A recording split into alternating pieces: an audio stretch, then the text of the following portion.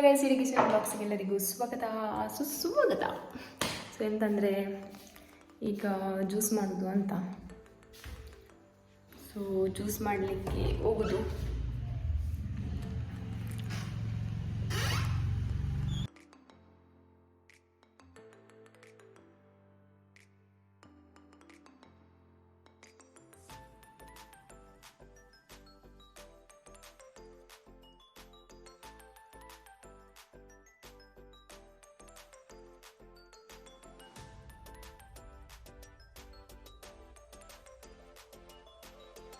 So ಇದರದ್ದು juice ಮಾಡಲಿಕ್ಕೆ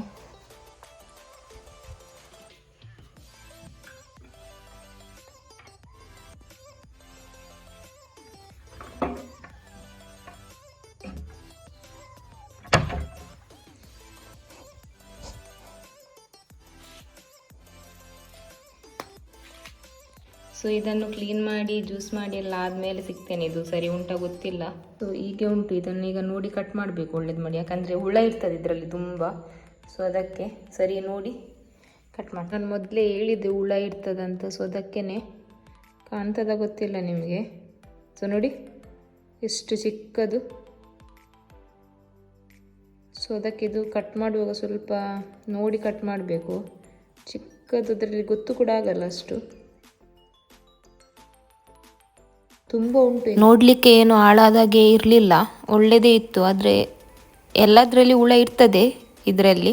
so ಅಂದರೆ ಹಾಳಾದ್ರಲ್ಲೇ ಅಂತ ಅಲ್ಲ, ಕೆಲವೊಮ್ಮೆ ಒಳ್ಳೆಯದ್ರಲ್ಲಿ ಕೂಡ ಇರ್ತದೆ. ನೋಡ್ಬೋದು ಇದರಲ್ಲಿ ಕೂಡ ನೋಡಲಿಕ್ಕೆ ಒಳ್ಳೆಯದುಂಟು, ಏನು ಹಾಳಾಗಲಿಲ್ಲ. ಆದರೆ ಹುಳ ಅಂತೂ ತುಂಬ ಉಂಟು. ಸೊ ಇದನ್ನು ಕಟ್ ಮಾಡುವಾಗಂತೂ ಸರಿ ನೋಡಿ ಕಟ್ ಮಾಡಬೇಕು.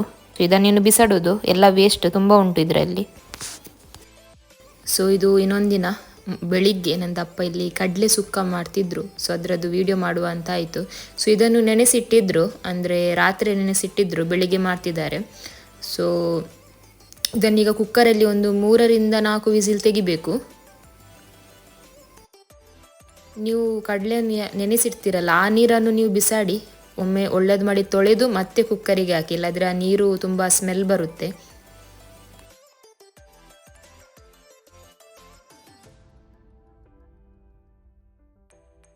ನಮ್ಮದು ಬೆಕ್ಕು ಬೆಳಗ್ಗಿನ ಬಿಸಿಲು ಒಳ್ಳೇದು ಮಾಡಿ ತಗೊಳ್ತಾ ಉಂಟು. ಇದಕ್ಕೆ ಸ್ವಲ್ಪ ಈರುಳ್ಳಿ ಮತ್ತು ಟೊಮೆಟೊವನ್ನು ಚಿಕ್ಕ ಚಿಕ್ಕದಾಗಿ ಕಟ್ ಮಾಡಿ ನೀವು ಕಡಲೆಯನ್ನು ಬೇಯಿಸಲಿಕ್ಕೆ ಇಡ್ತೀರ ನೋಡಿ, ಆಗ ಇದನ್ನು ಎರಡನ್ನು ಕೂಡ ಸೇರಿಸಬೇಕು. ಮತ್ತು ರುಚಿಗೆ ಎಷ್ಟು ಬೇಕಷ್ಟು ಉಪ್ಪು ಕೂಡ ಸೇರಿಸಿ. ಮತ್ತೆ ಬೇಕಾದರೆ ಉಪ್ಪು ಹಾಕ್ಬೋದು. ಈಗ ಒಂದು ಸ್ವಲ್ಪ ಅಂದಾಜಿಗೆ ಸ್ವಲ್ಪ ಹಾಕಿದರೆ ಸಾಕು.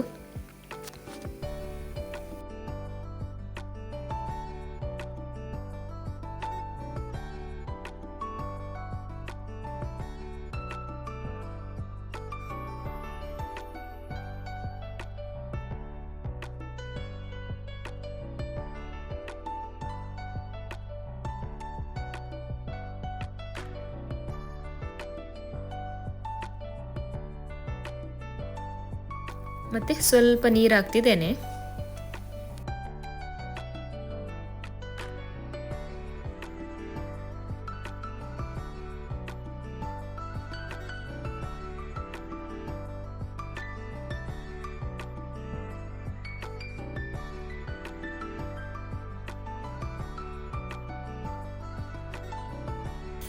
ಇದು ನನಗೆ ಮೊನ್ನೆ ಕೈಗೆ ತಾಗಿತ್ತು, ಈಗ ಸರಿಯಾಗಿದೆ.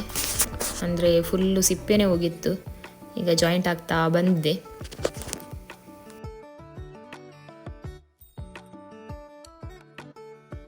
ಇನ್ನು ನಾವು ಸುಕ್ಕಕ್ಕೆ ಎಂತೆಲ್ಲ ಮಸಾಲೆ ಬೇಕು ಅದನ್ನು ಫ್ರೈ ಮಾಡುವ. ಇಲ್ಲಿ ಮೆಣಸು ತಗೊಂಡಿದ್ದಾರೆ, ಒಂದು 6-7 ಮೆಣಸು ಇರಬೇಕು ಅಷ್ಟೇ. ನಿಮಗೆ ಖಾರ ಬೇಕಾದರೆ ಸ್ವಲ್ಪ ಜಾಸ್ತಿ ಹಾಕ್ಕೊಳ್ಳಿ.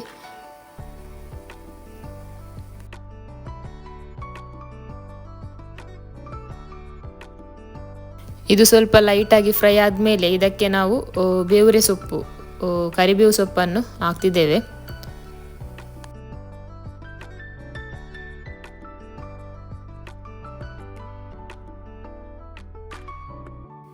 ಇನ್ನಿದಕ್ಕೆ ಸ್ವಲ್ಪ ಕೊತ್ತಂಬರಿ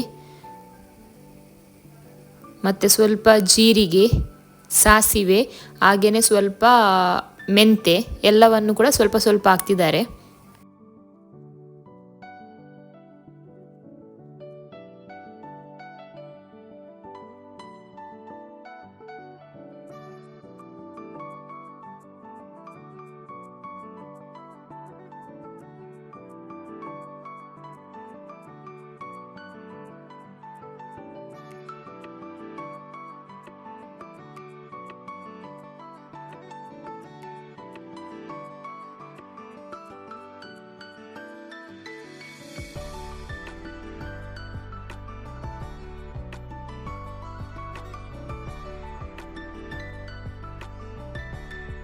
ಇದನ್ನೀಗ ಲೈಟಾಗಿ ಫ್ರೈ ಮಾಡಿದರೆ ಸಾಕು.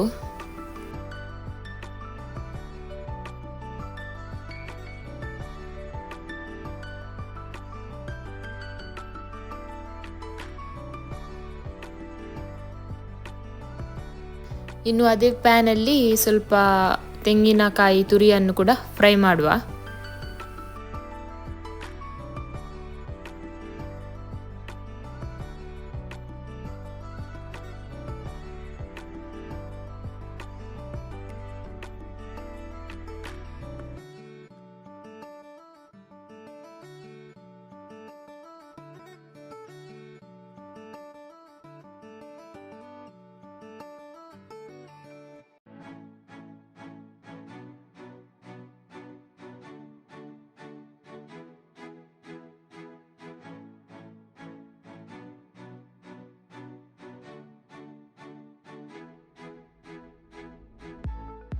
ಸೊ ನಮ್ಮದು ಇಲ್ಲಿ ಮಸಾಲೆ ರೆಡಿಯಾಗಿದೆ. ನಿಮಗೆ ಬೇಕಾದರೆ ಗ್ರೈಂಡ್ ಮಾಡುವಾಗ ತೆಂಗಿನಕಾಯಿ ತುರಿ ಕೂಡ ಹಾಕಿ ಗ್ರೈಂಡ್ ಮಾಡ್ಬೋದು. ಸೊ ನಾವಿಲ್ಲಿ ಸಪ್ರೇಟ್ ಆಗಿ ಇಟ್ಟಿದ್ದೇವೆ. ಇದಕ್ಕೆ ಇನ್ನು ಸ್ವಲ್ಪ ಅರಿಶಿನ ಹುಡಿ ಕೂಡ ಸೇರಿಸುವ.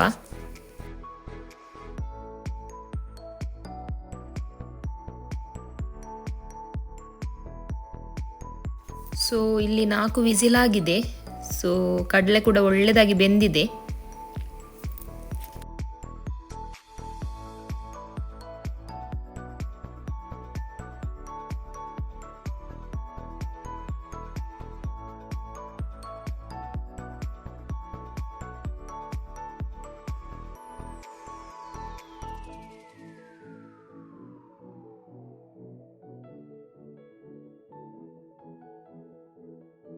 ಇನ್ನಿದಕ್ಕೆ ಒಂದು ಚಿಕ್ಕ ತುಂಡು ಬೆಲ್ಲ ಹಾಕ್ತಿದ್ದೇವೆ. ಹಾಗೆಯೇ ಹುಣಸೆ ಹುಳಿಯ ರಸವನ್ನು ಕೂಡ ಹಾಕುವ ಇದಕ್ಕೆ.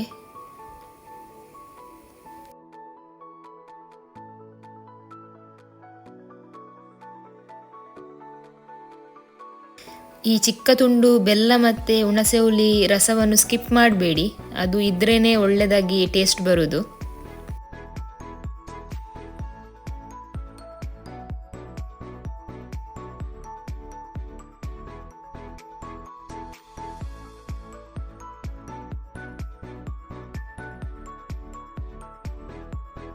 ಇನ್ನಿದಕ್ಕೆ ನಾವು ರೆಡಿ ಮಾಡಿಟ್ಟ ಮಸಾಲವನ್ನು ಹಾಕುವ.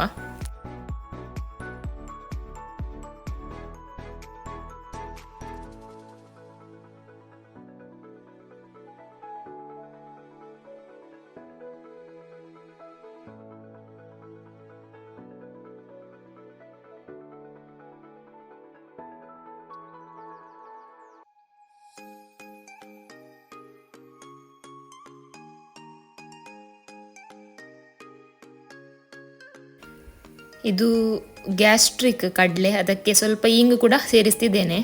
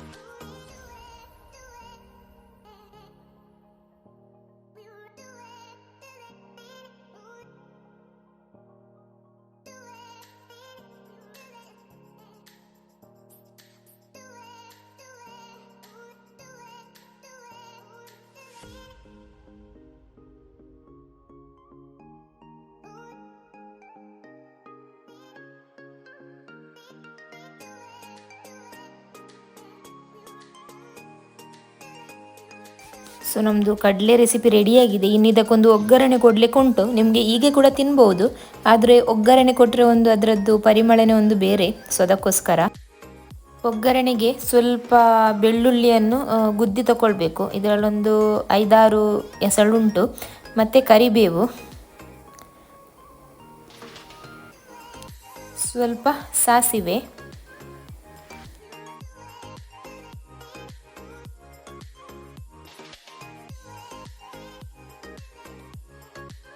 ಇನ್ನು ತೆಂಗಿನ ಎಣ್ಣೆ ಹಾಕಿದರೆ ಆಯಿತು.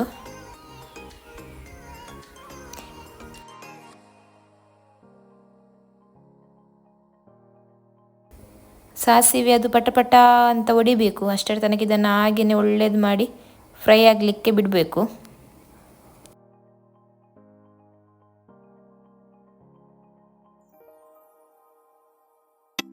ಸೊ ಇದು ಈಗ ರೆಡಿಯಾಗಿದೆ. ಇದನ್ನು ಇನ್ನು ಹಾಕುವ. ಸೊ ನೋಡಿ, ಇನ್ನು ಇದನ್ನು ಸ್ವಲ್ಪ ಬಂದ್ ಮಾಡಿ ಇಡಬೇಕು. ಸೊ ನಮ್ಮದು ಫೈನಲಿ ಕಡಲೆ ಸುಕ್ಕ ರೆಡಿಯಾಗಿದೆ. ಇನ್ನು ಟೇಸ್ಟ್ ಮಾಡಿ ನೋಡುವ.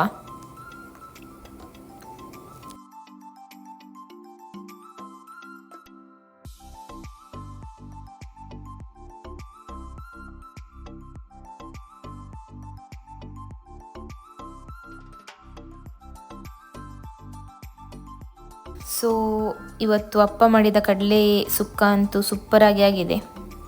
ನೀವು ಕೂಡ ಟ್ರೈ ಮಾಡಿ. ನನಗಂತೂ ತುಂಬ ಇಷ್ಟ ಆಯಿತು. ನಿಜವಾಗ್ಲೂ ತುಂಬ ಒಳ್ಳೆಯದಾಗಿದೆ.